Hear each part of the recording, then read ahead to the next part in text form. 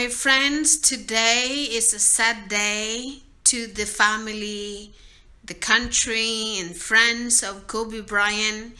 He was a very good basketball player, and the country, his friends, and his team are mourning for his loss.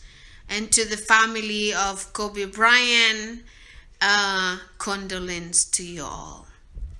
In steep terrain with a quarter-acre brush fire that was occurring at the time.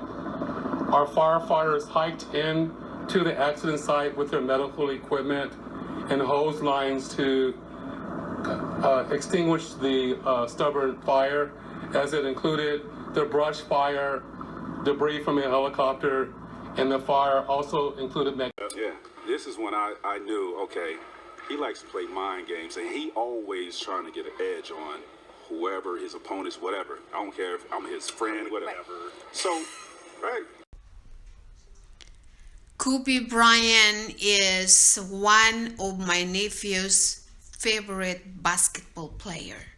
My nephew is a basketball player.